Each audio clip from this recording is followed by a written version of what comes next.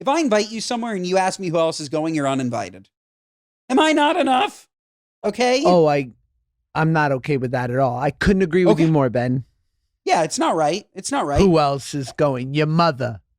Yeah, exactly. She's going. Yeah. To bed with me. Yes. Zinger. Two Jews, both big and tall, no subject too small for the good guys. A Mother's Dream premium podcast team, make it your weekly routine. It's a good guys. And if you don't give us 5 stars, what are you nuts? What are you nuts? Yeah, we're the good guys, we're not the great guys. We're just so good guys. Whoa. Do Ben and Josh. Josh. Do Ben and Josh. Ooh, Ben and Josh. I can do the ooh. Ooh. Ooh, Ben and Josh. This is Ben and Josh, and they're doing a pod. You threw me off. I was ready for Benny and Joshy back on the pod, but I like this. Ben and Josh. Ben and Josh. Yeah. Can you imagine if you were the bass of a 5-part harmony and just had microphallus? No, I can't get. Could you imagine if your voice was like this and you had a half incher? I can't get that. This is how low I can get. I can't get that low. Man. But I can get that high. What does that say about me as a man? Here's the thing. My wife calls it actor voice, in that sometimes when I have auditions and stuff, for some reason, things will lower down here. But I think my voice is high and like this when I'm like really people pleasing and trying and throwing some razzle dazzle kid actor vibes. But like if I'm actually relaxed, it's kind of here when I'm not trying. That's interesting. You're saying that I'm trying. When I'm down here, I think we tense up a little. This is me not trying. It's steeper. I'm not trying at all. It's steeper. That's high T. Steeper. Hell I'm yeah. not trying. You're not trying. dripping in tests right now. I'm not trying at all. What? I've never tried less than I am right now. I would have thought you just got injected in a Bally's locker room with just a syringe full of Deca. It did, right in my keister. Is there anything more? Have you ever been to a CVS? I've only done this in Los Angeles, by the way. They only seem to do this in LA. You go to a random corner store and they have you take off your pants and throw the vitamin B right in your keister. No. You've never had that? What random corner store? Say more. I don't remember where me and Claudia went. I think this was probably like 2 years ago. Vitamin B shots were all the rave. I guess they still are, but like they were really hot there. And like we went to this place. They're like, we give out vitamin B shots. And they asked me to pull down my pants. I obviously covered my schmeck and they stabbed me right in the ass. I just feel like that's not normal. I don't know. Yeah, I mean, what's big now are NAD infusions, which I've never actually officially done, but I really want to. What is that? Tell me more. I don't know what the acronym stands for exactly, except for something to the effect of like nicotinamide something. But basically what it's supposed to do is restore the telomeres in your brain, like the signalers, or it's part of, there's neurons, we're talking synapses, but basically what it helps to do is renew and revitalize relayers in your brain that sends messages around. So what tends to degrade, or what they think, I don't think there's like any hard science on it, is that cognitive disease like Parkinson's, like Alzheimer's, these things are because of erosion or degrading of these telomere sites. So it's supposed to make you feel younger, look younger, sharper, better. They call it the fountain of youth, and all of like the big optimization doctors that I follow and like are big proponents. I'm in. How do I do that? It sounds a lot like what I have now taken for a week straight, Josh, which is lion's mane. Doesn't lion's mane also help with the connectivity in the brain? I think one is more actual restorative and one is more of like a Band-Aid. So lion's mane is great when you take it, but as soon as it's out of your body, I don't think it's doing anything for you. But It's I gone. take it. I love Alpha Brain. I love On It. I love a nootropic. Yeah. Okay. All right. NAD. I will look into it, Josh. I will look into this NAD. If there's any kind of not concierge, but like beauty spa, health spa, med spa types, which I'm sure there's a million around you on Plenty. Fifth Avenue. Oh, please. They'll just shoot it right in. They'll either give you an injection or the real way to get it is in a drip. But the problem is that it takes about 2 hours, which is fine. If you bring a laptop, you could do work or watch something. But there's a nausea factor to it, which scares me because I hate a sour stomach.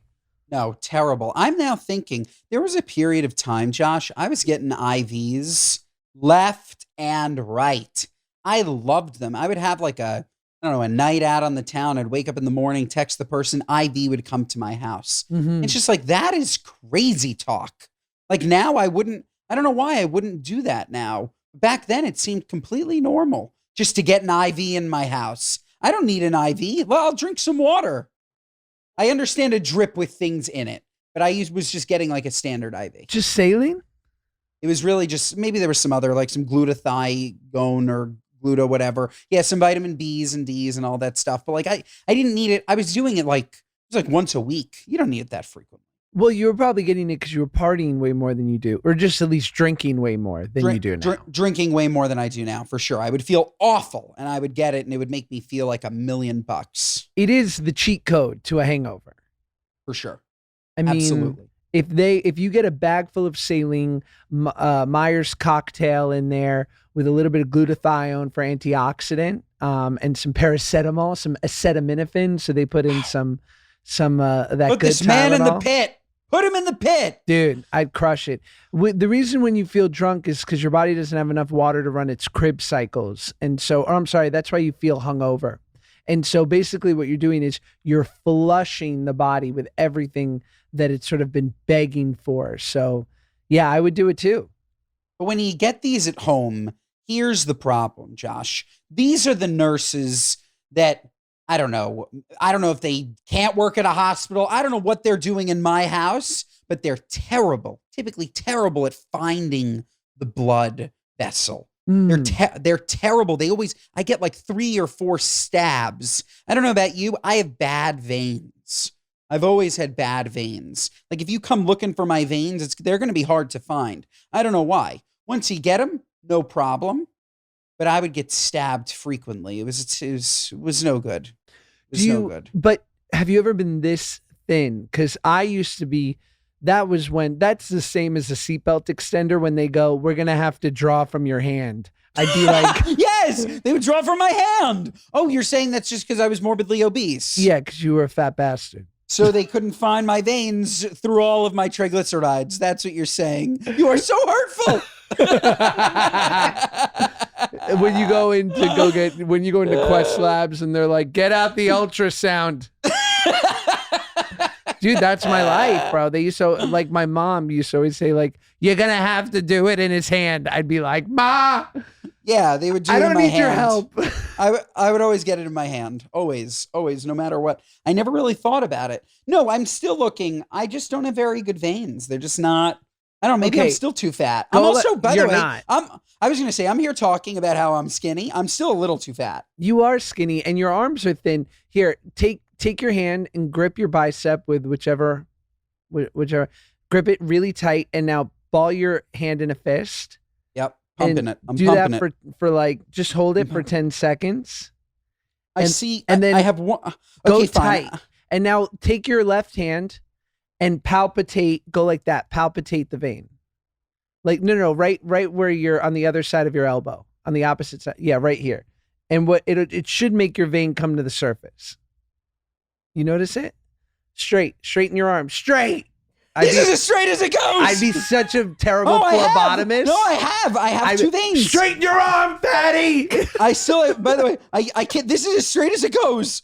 I I found my vein. I broke my arm. No, but I have two. Okay, yeah, there's two right here. Ooh, looking sexy veins. Happy to help. Such hot veins. Veins are hot. Vascularity's hot. Olivia, am I right? So It's hot. Yeah, it's great. Big veins are in. Little veins are out. Varicose veins are in. So good. They're hot. This episode of the Good Guys podcast is brought to you by our friends at OpenPhone. If you're running a business, you know that every time you have a missed call, you're leaving money on the table. We don't want to leave money on the table. We love money. When every customer conversation matters, you need a phone system that keeps up and helps you stay connected. That's why you need OpenPhone, because OpenPhone is the #1 business phone system that streamlines and scales your customer communications. It works through an app on your phone or computer, so no more carrying 2 phones or using a landline. With OpenPhone, your team can share one number and collaborate on customer calls and texts like a shared inbox. How cool is that? That way, any teammate can pick up right where the last person left off, keeping response times faster than ever. Plus, with AI-powered call transcripts and summaries, you'll be able to automate follow-ups, ensuring you'll never miss a customer interaction again. So whether you're a one-person operation drowning in calls and texts, or have a large team that needs better collaboration tools, OpenPhone is a no-brainer. See why over 50,000 businesses trust OpenPhone to manage their business calls and texts. So folks, if this is of interest to you, OpenPhone is offering my listeners 20% off your first 6 months at openphone.com/goodguys. That's OpenPhone.com/goodguys. And if you have existing numbers with another service, OpenPhone will port them over at no extra charge. OpenPhone. No missed calls, no missed customers. This episode of the Good Guys podcast is brought to you by our friends at Booking.com. Booking.yeah. From vacation rentals to hotels across the U.S., Booking.com has the ideal summer stay for absolutely anyone, even those who might seem impossible to please. Whether you're booking for yourself, your partner, your sleep light, rise early mom, or your high maintenance group chat, you can find exactly what you're booking for on Booking.com. Booking.yeah.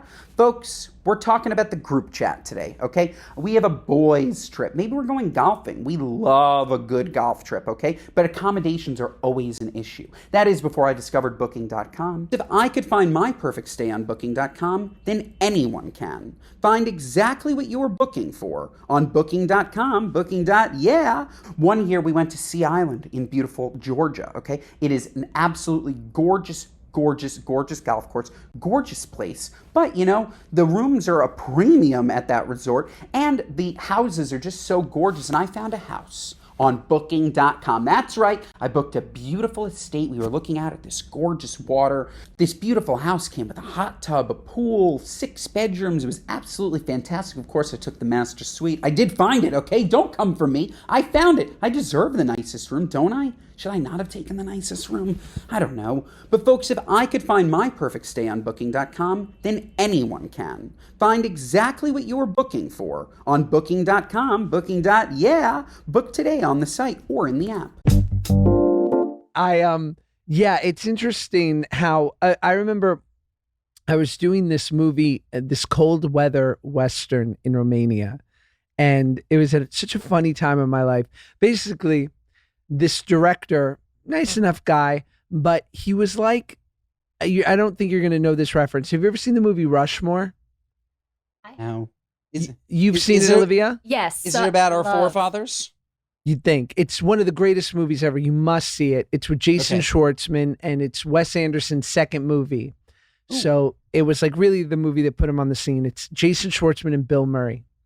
And basically he plays like a young kid at a prep school who's like a director, but he's obsessive, right? So he's like one of those, basically one of the famous lines from it is like, do not fuck with my show. Like, don't fuck with my movie. And so we're dealing with a director like this on this Romanian cold weather Western.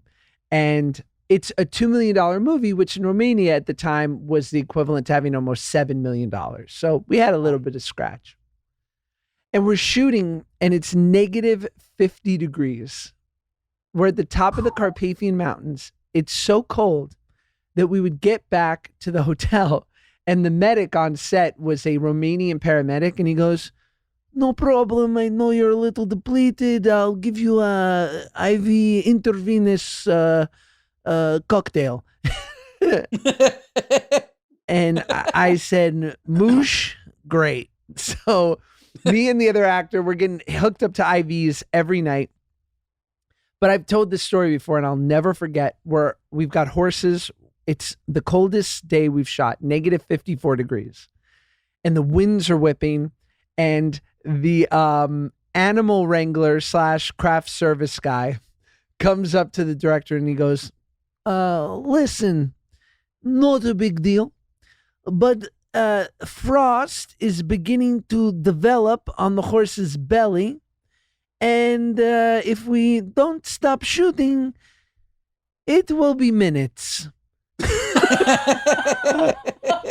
Oh my God. Yeah, bro. And I was like, I quit. I went up to the director and said, "Listen to me. This movie, no movie is worth an animal dying. This movie in particular, not worth an animal dying." Okay. I'm like, get that horse in some warmth or otherwise I quit. And thankfully they did. Josh Peck, the equestrian. Josh Peck, the lover of horses. Lover of horses. Love. Hey, I hate that we ride them. I think it's stupid that we ride them. I hate that we ride them in a New York City. I don't mind sometimes, and maybe this is wrong, I don't mind like the cowboy type riding them. I like using them as transportation. I think is really cool. I definitely think that like some fat fuck, we've spoken about this at length, with like his 5 daughters on a carriage in the city, having the horse pull the carriage with its hooves on the boiling concrete. This is no good. No. But I don't mind Montana horse. Yeah, you know what? The horse can't tell me if he's in pain. I think the horse doesn't mind it. That said, if you're too fat, don't be on a horse. Like I've told this story. I rode, ironically, a horse named Olivia. I think, Olivia, I told this story before your time. It was in Utah, and I was probably 275 pounds.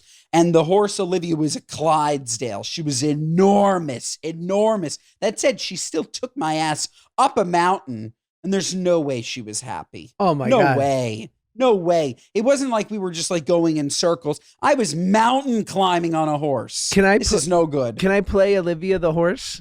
And yes. And yes. You give the play-by-play of like you walk up to the horse, you okay. Throw your leg over. Yes. I first pet the side of the horse. I'm like, "Hi, horse. It's nice to see you. We're friends. I like you. Trust me. Trust me." I hop up, and now I'm caboose on the horse.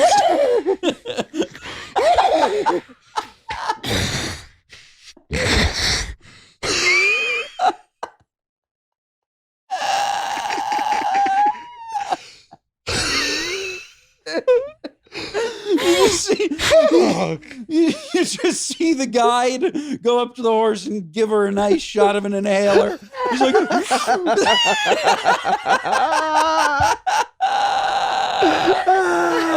my God, Sucks. That's so terrible." Oh, you poor thing. So yeah, Olivia's dead, and Yeah. I hope not. I hope not. The glue factory. Where the hell did that come from? That's not true, right? I don't know. Did they make horses? Did they make glue out of horses? Well, they used to say that they would make lampshades and soap out of our Jewish ancestors from the concentration camps. You've heard this, yes? Yes, I have. Is that true? I don't know. Maybe. Nice I hope keepsake. not. Sorry, I hope me not. too. I hope not. It is a keepsake. Sure. I mean, are we not allowed to find silver lining, Viktor Frankl? A memento of the times. I don't know. It's yes. Yeah, it got dark quick. No, it's not so dark. Listen, these are the times in which we live in. I've told you that I think we should start doing things with the foreskin. I would remember that, so no. I'm just saying right now you're taking You're taking a son's foreskin, 8 days old, and you're typically throwing it in the trash like it's nothing. How about you make something, right? Like maybe it's, I don't know. I wouldn't dehydrate it and turn it into a chip, but maybe you could frame it and maybe you could put it in, or maybe you could taxidermy it and use it as a part of a larger schmeck. Mhm. Or are you following me? Are you on this path, or we don't need to do anything with the foreskin? You put it in a lab, grow a new Ben? I love that. Yes. Yes. I'm in. Yes. A Ben. Okay, good. I'd love a new Ben. Another Ben. Tell me this, because we have very different childhoods, and I think you look back at yours more fondly than I look back at mine. But, you know, we both grew into wonderful men. What's one thing with your beautiful boy coming into this world that you're like, I'm going to do everything in my power to make sure that he doesn't go through or develop this thing that you have or went through in your life? Is there one thing where you're like, I had a great life, loved my parents, loved my adolescence, but there's one thing in particular I really want to shield my son from? Do you have something? Well, my life is a giant one. No, yeah. I mean, I think mine is, I don't think your life is a giant one, by the way, but continue. It's not. I have, for me, it's, you know, stability that I really want to give my kids. Yeah. Because I lived a cool, interesting life and it worked out and I feel very lucky. But I think that kids up to a certain age having really secure roots is a gift and important.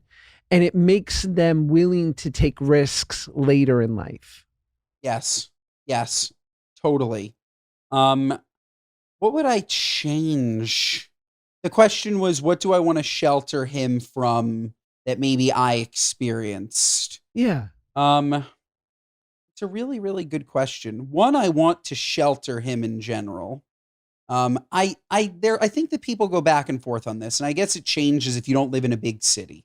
But when you live in a big city, you can only shelter a kid so much. But people look at sheltering as if it's such a terrible thing. It's only a terrible thing if you raise the kid to be like a racist bigot, right? But if you teach them right from wrong and to have empathy and to love everyone that they come in contact with, I think that sheltering them from the terrible depths of the world is an enormous blessing. Like, kids don't need to grow up so hard. I didn't grow up hard, but I'm saying in general, trying to think of something specific that I would change. I definitely have like some anxiety around, I would say eating. Eating is the one thing that I would want to make sure of. Like, I want to try my hardest to not have my child have what is a version of an eating disorder. Typically people think of eating disorders when they think of not eating, like bulimia or something like that. But we both had eating disorders. I think in general, every member of my family at one point was obese. And I think that diet culture, I think that the country is changing. I think that our foods are changing, which I think is awesome. So automatically he's coming into a world that's just a little bit better. Like, I was thinking yesterday, Claudia's been loving having cereal when she's pregnant. And like, you just like look at the back, like she should have whatever she wants. But like, you look at the back, these cereals have 20 grams of added sugar in. It's just crazy to me. And like, you're thinking to yourself, if you're predisposed to sugar making you feel a certain way, like an endless pit. For me, sugar is an endless pit. If I have added sugar, I'm going to be eating just for sport. It's just something that happens to me when I have sugar. So like, being able to just help him understand that you can eat whatever you want in moderation, that you shouldn't have too much sugar, that it's not a flex to overeat. I think trying to shield him from that kind of stuff would be awesome. Diet culture in general. I would love if he never had to go on a diet. That said, he will, and he's going to be so cute and fat. But yeah. You know? Well, to your point, I think I don't think your parents even knew. Like, I don't think my mom knew. Right. Like, you talked about being on Slim Fast when you were a kid, right? Like, yes. we didn't know, they didn't know any of this stuff. And so No. they were so, I'm speaking in general terms here because our parents, my mom's older than your parents, but it's of a certain Northeastern Jewish cultural generational parent. This is a generation of people so obsessed with food. Yes. It is of a, it must have been also as a byproduct of having the greatest generation as parents. So that coming out of World War II rationing, there was such a surplus Yes. of just access to as much as they want that it became like the joke amongst my Jewish relatives and family is just like what is spoken about at lunch is what we're having for dinner. And what's Yes, spoken about at dinner always. is what we're having tomorrow. And it's just like, I'm so glad to not give my kids that. Yeah, it's going to be really hard. Like the idea of watching TV without a snack. Like you can't do, I don't ever remember a time where I would do any activity in my house without eating. But it's not like it's not like you're having this kid 4 or 5 years ago where you had those not as great habits and you were at your biggest. Like you've really done an incredible job. Like you've changed so many habits. You eat so much healthier. You're in such great shape now. Like, don't you think you're already starting so much ahead? Yes, because I'm very, very aware. I don't want to speak for my parents. I don't know what they thought necessarily. I'm very in tune with what makes me not feel good. Like we've spoken about this before, whether I'm celiac or not. If I have a bagel during a podcast episode, I'm going to fall asleep. So I try to avoid bagels during the day when I know that my brain needs to be alert. I'll save it for a time where I don't need that, right? Or I'll try to avoid added sugars because they don't make me feel good. I'm more anxious when I have too much added sugar. I think that there are things like that. But at the same time, as I'm even talking about this, Josh, this concept that like I need to avoid things is also bad. Like it's not bad to have something unhealthy. It's bad to have it's bad to need to have so much of it. Like I still have this problem. I love dates, right? But I found a way to have 6. Nobody should be eating 6 dates at a time, 7 dates at a time. It's not that much. You don't know? Like I guess the serving size on the back says 2 to 3. I have 7. That's what makes me think about it. But I are don't you know. doing that a few times a day? No, I'm doing it once every 2 days. When it's, I mean, if that's like the major snack, I don't think it's like some horrible thing. This episode of the Good Guys podcast is brought to you by our friends at Prolon. Full disclosure, I've never been very good about changing up my health routine. You guys know I've tried everything. Whenever I say I want to lose weight or I want to be healthier, nothing historically has really stuck. That's when I turned to Prolon's 5-day fasting mimicking diet program. Because after 5 days, I feel lighter, more energized, and back on track. It's like a hard reset. Now they've upped their game with Next Gen, packing the same science-backed benefits into a cleaner, more convenient, and tastier format, thank God.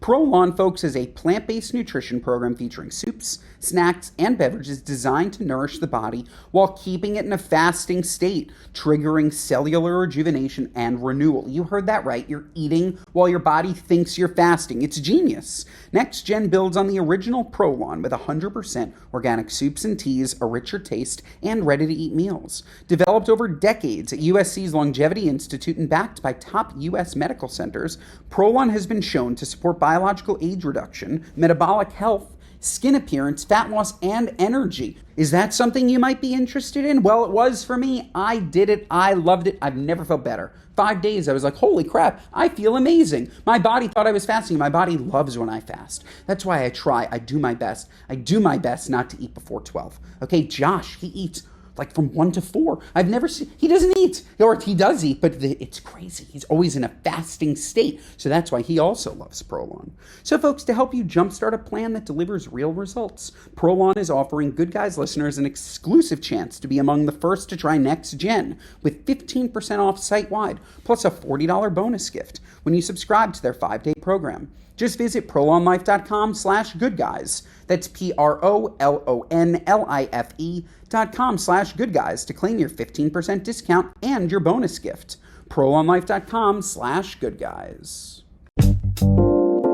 I guess my point more is just like I just still eat when I'm not on Manjaro or whatever the hot drug is, I still eat in abundance.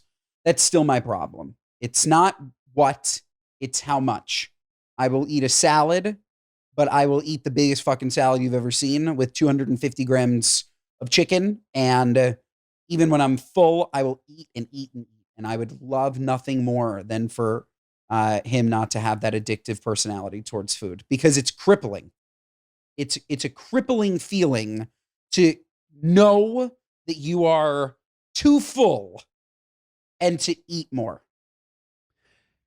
Yeah, it's an interesting thing. And I think it's all, I remember what Paige and I do a good job, I think, with, and that's because of Paige, is like, we don't embarrass. I feel like grown-ups growing up when I was a kid in the 90s, grown-ups had no problem embarrassing you in front of other people if you had food issues. Of course. And I think my mom, actually, I give her credit because she was sensitive to it, because I think she had her own struggles. But you'd have aunts, uncles, cousins, these nebbishy, these big mouth Jews, like, you're eating too much. You're a walking heart attack. I'd be like, I'm 9. And they'd be like, I can see them writing on the wall. But terrible. And what Paige and I will do with Max is we'll say, like, listen, dude, like, enjoy, great, have fun. But like, if we're going to crush it at a birthday party for lunch or for dinner, like, then the meals surrounding it are going to be healthy. And I remember once Paige was kind of getting on me to be like, make sure that he was eating healthier. Cause I'm dad. I'm fun. I am fun. I'm like, come on, let's crush a cupcake. No one's looking. And it's 4 PM, time to celebrate. But we were at a party with friends, and there were a bunch of kids around, and they were all going to get cupcakes. And I said, Max, and he didn't look over. And I said, Max Peck. And he looked over when all the kids were eating. And this like sits with me. I feel really horrible about it. It's like a bad memory. And I said, mm-mm. And he just was like, but everyone else is having it. And I was like, And it was like one of the rare times, because he's not that kid where I saw him start to well up, like at 4 or 5 years old. And I was like, damn it. And I remember, like, my wife saw it. She's like, pick your battles. What are you doing? Like, this isn't the time. And I'm like, oh, I thought we had a plan. And I took Max over to the side and I said, go get the cupcake. And I was like, and I tried to explain at least, I'm like, because I didn't want it to go completely brushed under the rug, but I was like, we're trying to eat, healthy at times. And I didn't realize, and we are at a party with your buddies, and I want you to enjoy too. But we just have to know that we'll try to eat healthier at other meals. And he got it. But you know what I mean? It's a balance. It's a balance. And it's also this idea. I don't think I learned until recently that if you skipped a meal, you weren't going to die. Right. Like, I guess Yom Kippur is like the only thing that like sort of teaches you that, or taught me that at a young age, like you're not going to die. But like, we put a real emphasis on, you need breakfast, lunch, dinner, and snacks. Right. And I think that just like constant feeding to the wrong type of person creates this just like, I'm a dumpster. I was a dumpster. And the second that I stopped eating breakfast, I became less of a dumpster. Because if you eat fucking something delicious and sugary in the morning, at least for me, my day is fucked. Right. Completely fucked. If I have French toast for breakfast, I'll see you in Vegas. Like, it's over. I'm not working for a second. I just can't. I don't know. And it's about knowing your body. So, and maybe he gets great genes. Maybe you never know. He could be a walking stick. I doubt it. But maybe he's one of those people, fast metabolism, can eat whatever they want. Again, doubt it. But I'm not going to, it would be, even as I'm saying this, I'm saying like, I'm not going to limit, but like, I hope I don't need to limit. You will, but it'll be within reason. We're so deep. What is this, Jay Shetty? I don't know. Who knew? Who knows? Where do we go from here? Nowhere. Let's call it. Okay. Who will be the first? Okay. And granted, I know that you're more private than I am about these things at times. So feel free to just cut me off at any time. Who will be the first person to see the baby? Ooh. To visit at the hospital. Oh, who? Oh, got it. Okay, I was gonna say like me or Claudia. I'm like, I'm probably Claudia. You kind of see them at the same I don't time. know. Probably our parents would be my guess. Yeah. I don't know though. Are they? I don't know. What's the like? Is the plan that they'll be like in the waiting room? No plan. We got to figure that out. Really? Yeah, no plan. I'm still trying to Olivia, figure out this if kid's Meshuggah. I'm still trying to get my Aero mattress in there. She's like, no, you will Instacart it if you need it. I'm like, I'm bringing my Aero mattress. Who cares? What does she care? She's micromanaging. Tell Claudia to worry about, delivery. We'll worry about the Aero mattress. Agreed. And but the I'm bringing real my Aero delivery mattress. of Chinese food. What are we thinking? Yes, we are ordering in. I don't know what we're ordering, but we're going to be getting something tasty. I'm definitely getting Second Avenue Deli.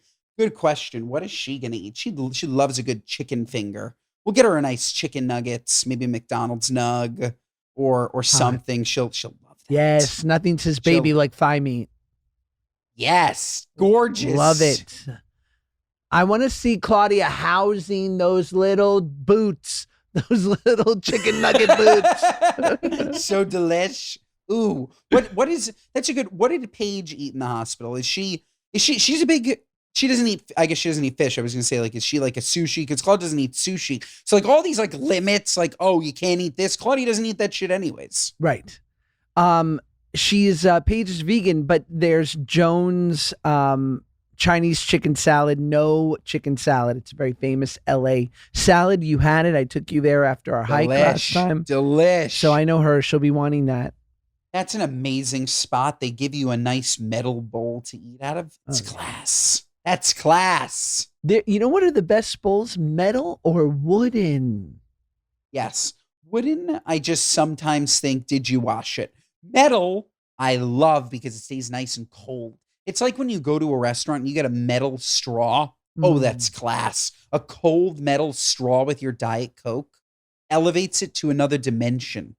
But a wood bowl makes me feel like I'm eating wings at the Ponderosa. Like it's a nice touch. It's a nice touch, wooden bowls. Like ketchup nice on the touch. table. If ketchup is on the table, I know we're about to have fun. Yes. Condiments on the table. Like if there is a jam or a jelly in one of those metal containers with the lid like this, that someone could have literally put their penis in between the meals and they haven't checked and they go, that's not our business. Either you use it or you don't. I like that.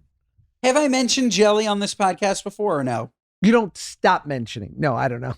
If I have, it was years ago. That said, I would go to the diner with my mom all the time, probably the ages of 5 to 12. And she would have to stop me from eating plain jelly packets. I would eat 3 or 4 and then she'd have to cut me off. I loved those fucking jelly packets, Josh. Strawberry, grape. I draw the line at orange. What are you, nuts? Who makes this orange jelly? It's disgusting. That's when you know the inmates are running the asylum, when they're deciding what's crazy of which flavor it's okay to eat of the jelly. No good. No good. Yeah. You like orange jelly? No, but I think it's funny that you're housing bear jelly out of the little satchels, but you're like, I draw the line at orange. I'm not nuts. No, I'm not nuts. I draw the line at orange. And my sister used to eat plain butter. She'd eat the butter packets. Or what are we? Shout out Maddie. And clearly she knew she was celiac early on and her body was telling her what she needs. I was going to say, now she's unbelievably intolerant to milk. She ate enough dairy that she made herself somehow intolerant. What? Really? Yes. And for me, I think it was the opposite. I just ate my way through diarrhea from fettuccine Alfredo until I got to the promised land where my stomach was like, okay, you can eat it. That's good to know. That, yeah, you inoculated yourself. It's like an allergen. But wouldn't you think she could have? She was eating plain butter. You know, some people aren't the lucky ones, Ben. Different strokes. Different strokes. Fettuccine Alfredo. This episode of the Good Guys Podcast is brought to you by our friends at Bobby. Folks, let's be real. Feeding your baby isn't a one-size-fits-all. That's why Bobby exists, to support you wherever you are in your journey.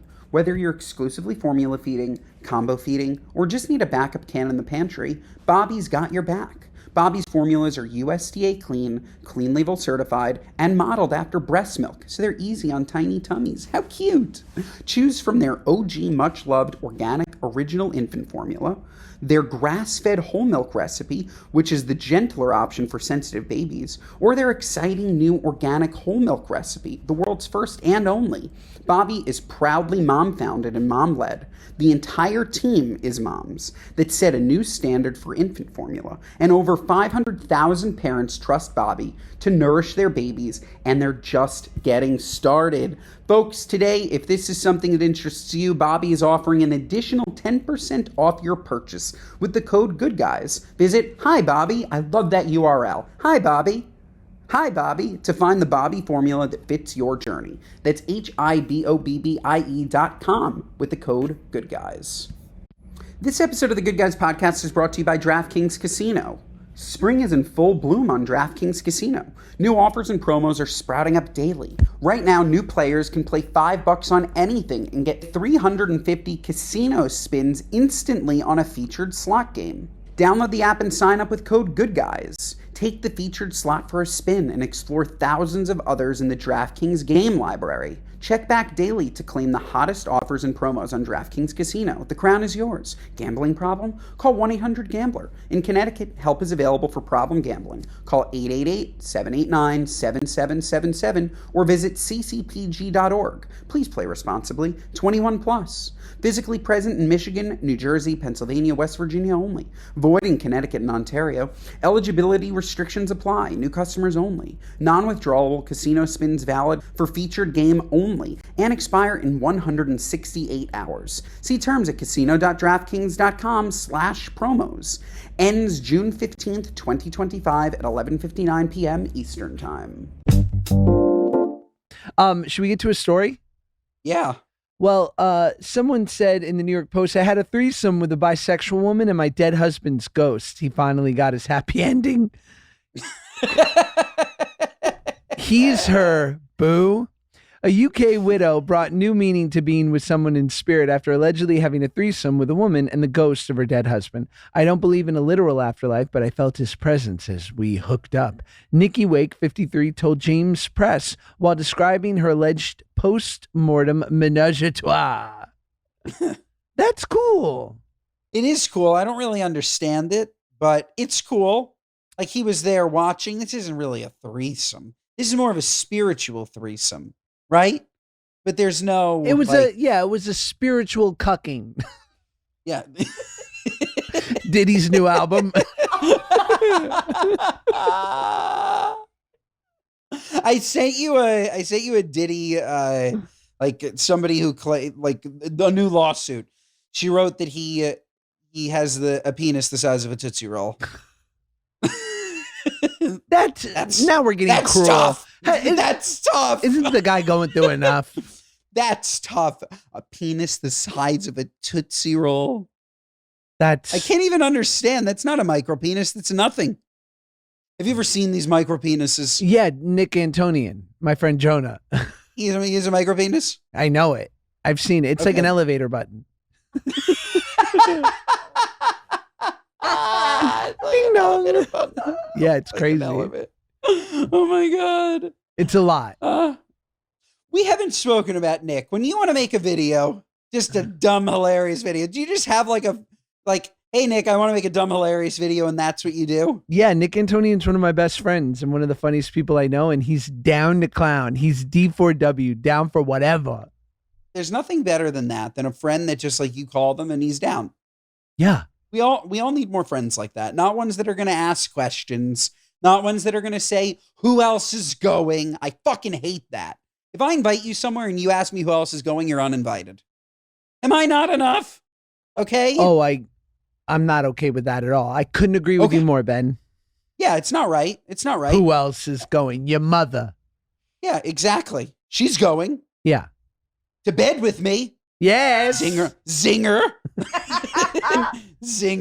Yes. But yeah, just like a friend that's down to clown. Love it. Couldn't agree more. Well, there's a new breed of cheating on the rise and women are fighting back. A Perth woman has revealed she dumped her boyfriend for subscribing to a popular porn star's OnlyFans account, stating it's the same as cheating. And it turns out she's not alone in that view. New data has revealed most Australians believe that if their partner looks at explicit videos and photos shared by adult content creators on the popular subscription site, that it's akin to straying from their relationship. Olivia, what do you think? I think the line gets drawn when you're paying for content. Like, there's so much free, like, pornography on the internet that if you want to see something else and that's, like, something that you choose to watch, then, like, you can get it for free. I think, like, paying for it and, like, you can talk to people to, like, chat with them on OnlyFans. Like, I don't like that. That feels gross to me. That feels really gross. Like, just go on the hub. This is interesting. This is the first time that I felt the Gen Z. You had to pay for porn. Like, there was a time where, like, to get good porn, Did you? Had to, I never did. I would use like a friend's Brazzers account. That's where you got the good porn. But I feel like Pornhub's been around for forever. I hear, and and before that, there was like some like, weren't we like torrenting it from like LimeWire or something? Like, I don't know. Or the Robin Bird show, which we've discussed at length with the 67-year-old Bush on cable. But I agree, Olivia, on the OnlyFans. If you're talking to them, cheating. Also, in today's day and age, you don't need to pay for porn. Certainly, you don't need to. This is a waste of money. It's complete. There's unbelievable access. It's fantastic for those that watch it. Not me, the devil. Yeah.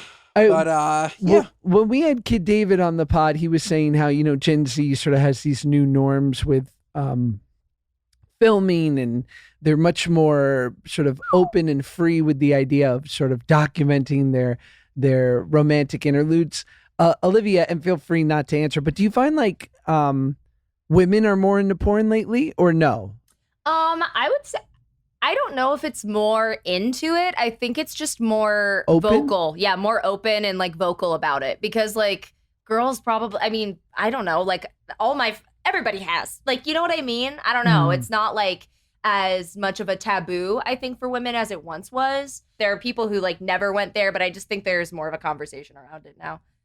Interesting. Yeah. Fascinating. My wife makes fun of it all the time, and I'm like, I don't make fun of your interests. I'm like, so what if I like fat chicks eating sandwiches? Like, what's it to you? Yes. What's it to you? So what if I like, we can't use the word midget anymore. Short kings porn. What do you? Yes. What? I like to see a nice 4'11" guy dominating. So what if I like BBWX, BYOB, you know? So what if I like Latinx, BBW, BYOB, NSFW? My favorite is that, again, there's no porn being watched. That said, I have heard that when you go to another country and you're watching porn, all of a sudden the porn is in their country. You ever see that? That's why I work in Canada so much. No, I'm kidding. If you don't think that your phone is spying on you, go on Pornhub and see what comes up when you're in another country. They're all speaking the language. They know where you are, and they know what porn you're watching, and they're going to use it against you. It's not the language. They just know, because everything changes on your phone when you leave the country. Is that true? Yeah, you're on a different wireless plan. It's different satellites, son. You are? Yeah, but you could be on Wi-Fi. It depends. I'll get it on Wi-Fi. But it knows that you're in a different country. I guess that's true. It's probably going through the plan. That's true. Okay, so it's the Verizon. They're sharing our details. Well, Taylor Swift subpoenaed as witness in Lively Baldoni case. Taylor Swift's being dragged further into the Blake Lively Justin Baldoni beef. She just got hit with a subpoena in the case. I mean, no matter what side you're on here, I would feel like I would be terrified at the prospect that someone as big as her is being asked to speak, because her fandom is going to just turn on anyone and everyone, right? 100%. I feel like it's actually pretty crazy that she's being asked to speak. I don't know why I would have assumed that, like, if you're so famous, like, you get out of jury duty, she couldn't get out of court. Like there's nobody else? It's a subpoena. Yeah, that's crazy. My God. What? My God. Good, Yeah, I wouldn't want nice it. name. I would not want subpoena. Yeah, girl name. I love it. Maybe I'll I go love with it. that. Yeah, Subpoena Solver. subpoena Peck. Love it. Love Yes. it. It's great. Okay. We'll do one speak pipe real quick, and then we'll get to what are you nuts. Speak pipe moment of the week. Basically, if you want to get advice, ask us questions, go to speakpipe.com/good guys. Keep it brief. Brevity is key. Oh boy, keep it short. We beg of you. Please. Let's hit up Anonymous. Hi, good guys. I was calling because my husband has an extremely creepy uncle. I'm talking like comes to family Easter and talks about like the girth of his wiener, his dog's wiener, just like, you know, generally uncomfortable things. And then he actually started sending Victoria's Secret catalogs to our house with his name on them. And then just making like obscene comments to my husband of like, oh yeah, I just got done banging your wife, but like way more graphic than that. I could never repeat. It's been horrible. My husband has completely cut him off and just said like, absolutely not okay. I'm out. We're good on that. But my husband's aunt just like acts like none of this is happening. She's very aware of all of it, but nothing changes. She doesn't do anything different, and she continues to bring him to family events. Do you think that I should just make a blanket statement of he is not allowed? Don't ever come back. Or should I just continue to keep the peace and know that there's this creepy ass man at events around my children? Thank you. Holy shit. I feel like we should call the FBI. Mm-hmm. So sorry you're going through that. That's awful. I'm sorry, but like the wife isn't allowed either. Right. Like this is not like crazy Uncle Tommy can't come, but his wife Aunt Linda is more than welcome. Like, no, Linda, you also need to be accountable for your husband's actions, and you can't come around anymore. That's completely unacceptable. Very scary, very gross, and terrible. Sorry. Josh? Yeah, there's a term with the kids. It's called wildin'. Your uncle wildin'. Wildin' out. He be wildin'. He does. And I would suggest you tell him to. This is like when someone talks like that, like you just need to get real clear and be like, dog, nah, you're talking that crazy shit again. And if you keep talking that crazy shit, oh boy, will you never see me or my family. Oh boy. Because you bring up a great point. It's like also the guy needs to like grow some balls. Like punch him in the face. Mm-hmm. Like fist fight him. Like if he's your crazy uncle, it's not a pass. That's not a thing. Like be a man. Beat him up. Or call the cops. This is it's cops worthy. If he's that creepy, if he's like going up to your husband and saying how he had sex with you, like he shouldn't be anywhere near you. Creeper gon' creep. Last one from, let's see, Sarah. Hi there, good guys. Moron here of pretty much since you guys started. Bless you. But I recently broke up with my boyfriend, and I want to make sure he's doing okay, but I don't want to overstep or make him sad or uncomfortable, because I was the one who broke up with him.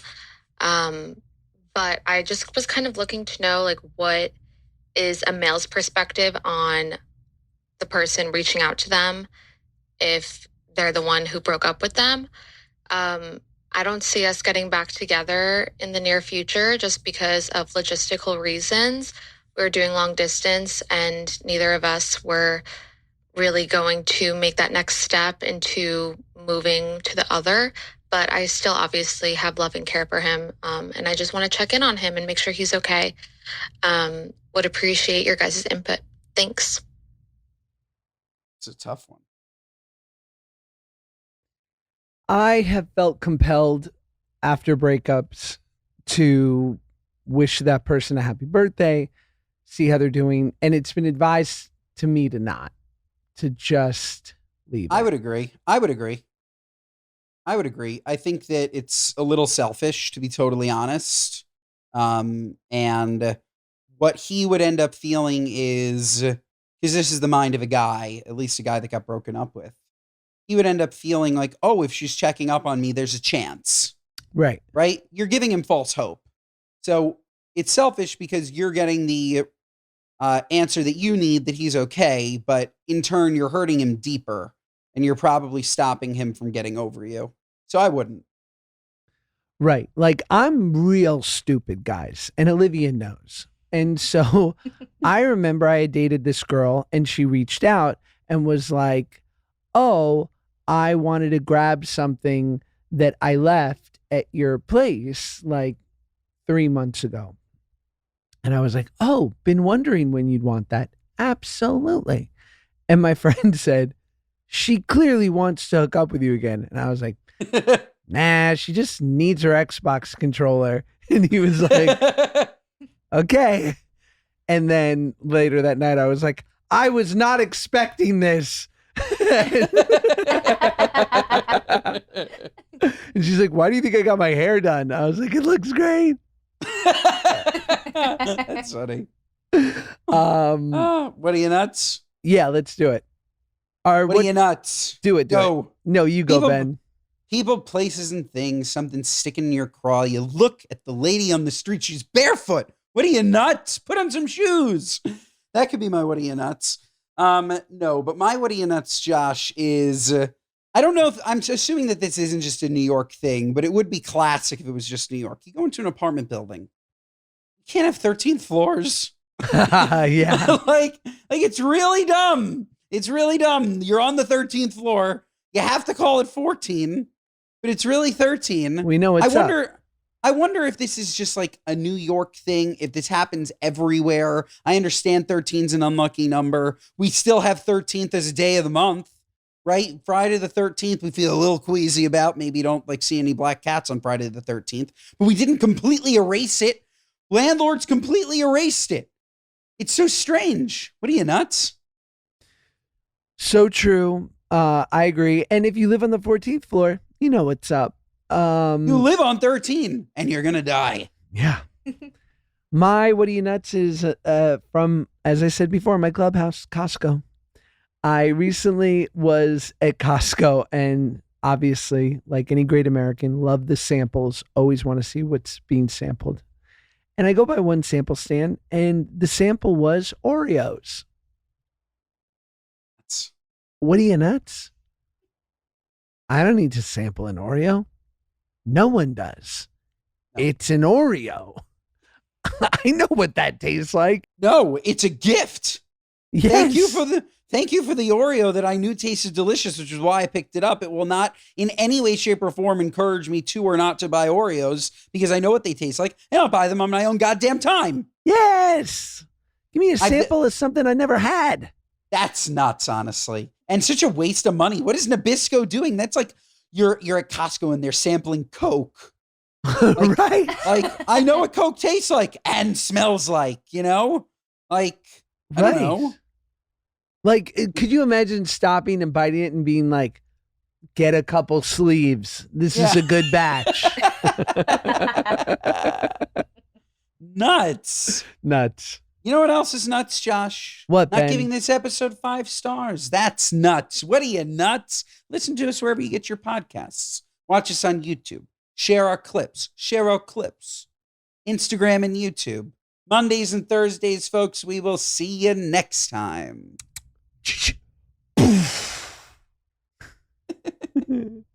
Love you, Ben. Love you.